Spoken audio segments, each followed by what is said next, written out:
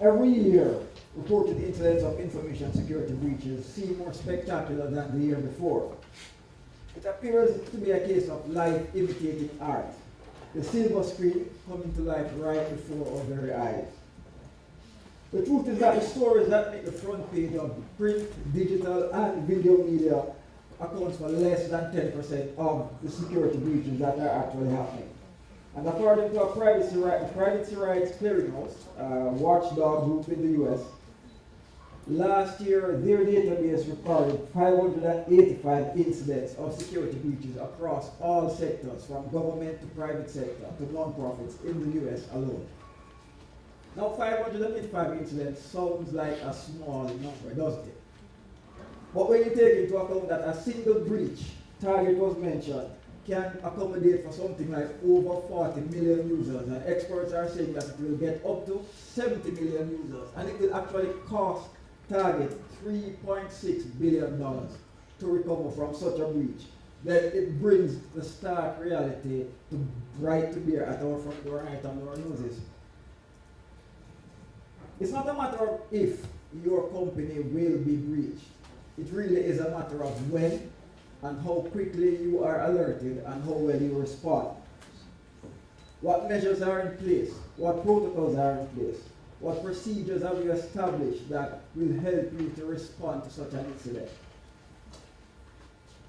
Now, I am about to go over some of the lessons that I've learned over the years. Myself, my colleagues, and lessons that we've learned along with our clients.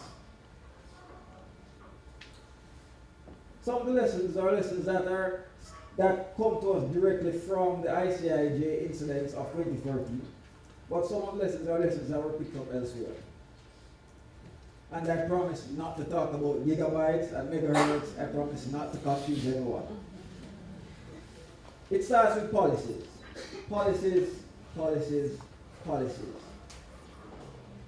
The fact of the matter is, unless your business manufactures and sells technology services, technology is a tool. And that remains something that must be managed by a business. An acceptable use policy, an internet usage policy, an information security policy, whatever you want to call it, that is where it starts for your business and how you interact with and manage the technology systems that your business depends on to run efficiently and to provide service to your customers, to your clients. Policies govern what is done with a company's resources. That includes the time that staff spend on the company resources. It clarifies the gray areas, such as creating personal documents on company systems, what can be shared on social network, if the use of social network is allowed within your organization. Talks about policy clarifies things like streaming content, video, music, and bear in mind that copyright laws are being enforced right across the region, and they are catching up with the internet use. If I, as an attacker, have physical access to your device, whether that device be a smartphone, a tablet, a computer, or a server, I have access to your data. Does your policy govern this? If I have physical access to your data, as in ICIJ, I will eventually be able to read it. Never ever underestimate the damage or the diligence an attacker will go through to get to your data and to get to your system. And never underestimate the damage a disgruntled employee or an ex-employee can do to your system. When an employee leaves your business for whatever reason, it is absolutely critical to disable their codes, their key cards, and their computer access as soon as possible. As a matter of fact, some businesses do it immediately, and they would rather to pay the employee out rather than have them work out their remaining time. We talk about business partners, vendors. It is important for each organization to conduct routine assessment of what access their vendor partners have to their data and to their systems. Now, this is something that we tend to find an issue with some clients and then not so, but the concept of keeping old hardware and software around until it's no longer useful. The truth is, when something reaches end of life, you need to get rid of it. And one of the reasons for that is all hardware runs software on it.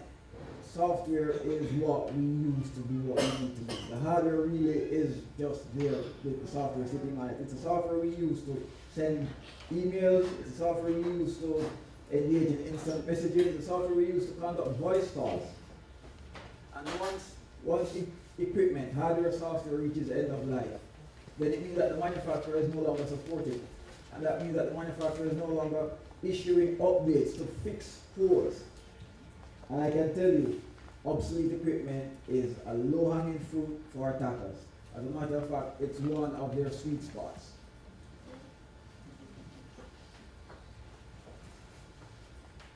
Attackers are more diligent, they are more patient, and they are more meticulous than you care to believe or to think about.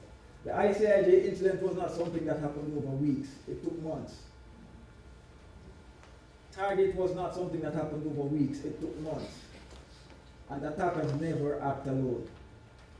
The fact of the matter is that the technology landscape is too far, it's too wide and too deep for a single person to know everything they need to do to compromise your system. And so they work in teams. And these guys are diligent, they are meticulous. They will engage in stuff like dumpster diving, they'll go through your trash just to gain information on how to move to the next step. If your company is connected to the internet, and I'm pretty sure everybody's company is connected to the internet, then you are a target. You may not be the ultimate target, but you will be a staging point to the ultimate target. Think about in the movies when the feds are trying to track a telephone call at the bad guy's place, and you see these maps and telephone signals bouncing all over the world. That's actually computer systems, and those computer systems are carrying the primary traffic of voice. Now that's only one type of traffic. You all have a computer system or two, or a computer network that makes up your business. You may be the jumping off point for a target, an attack against target. You may not be the target, but you will be a part of it. I'm back again talking about policies. The issue is that policy not only governs what your employees do on your systems, but policies govern what every individual and organization do in connecting to your system and in passing data through your system. It all goes back to policies. And in talking about policies, we can talk about non-disclosure agreement. Every vendor should sign on with an organization, and every organization should sign on with another organization. A non-disclosure agreement should cover the engagement or the timeline of the relationship. We are moving now into the whole new world of mobile devices. And it started out with MP3 players. Now it's moved to what was called personal multimedia devices. Think Apple. Think the iPads, the iPod Touch. Now we have smartphones, tablets, phablets, which is the new combination of an oversized smartphone, but not quite a tablet. All of these devices can copy and store huge amounts of data. As a matter of fact, 3 years ago, my tablet can hold the same amount of data that an entry-level server would hold 3 years ago. That is ridiculous, because most of your databases are nowhere near that big. Do you have a policy governing how company-issued devices can access your corporate network? Do you have a policy that governs what types of devices can access your corporate network?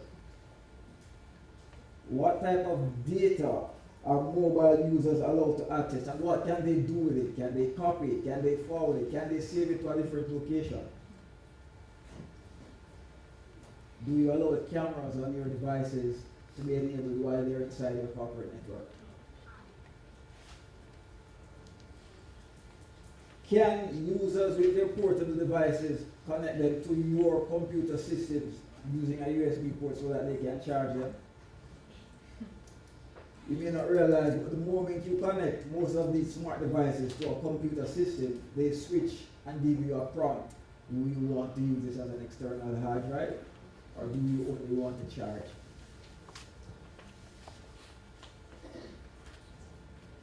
Do you have a separate or segmented network that visitors who are coming to your office, to your business, can use to get internet access? Or is it that they just plug into your existing network and go out?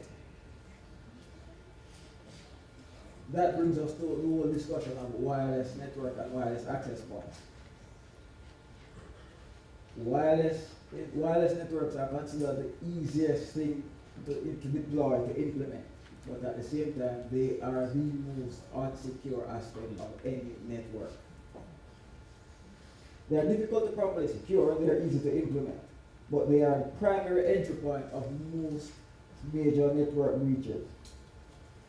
Regardless of what you use for wireless access points or how secure you think it is, most wireless security can be compromised within 20 minutes. Think about your wireless devices such as printers or the new printers that come with wireless enabled. By virtue of coming with a wireless access point enabled, it also acts as a wireless server. And this wireless server is usually insecure by default. My goal is not to scare you into thinking that your networks are inherently insecure. But it is to help you think. Let me think about the questions that you need to ask yourself as business owners. Can you continue not being interested in the information security aspects of your network? And it's also to help you go and ask your IT service provider, your IT team, questions. How can we improve our general security posture as a business? How can we craft a policy that helps us to meet our current business needs, meet the regulations that face our industry, while growing and scaling to accommodate the changes that the environment continues to throw at us? What training do we need to give our staff so that we can ensure that our staff is not clicking on every link or opening every attachment that comes in via email? What training can we give our staff so that they can know which email, which websites they should be visiting and not visiting while they're on company time?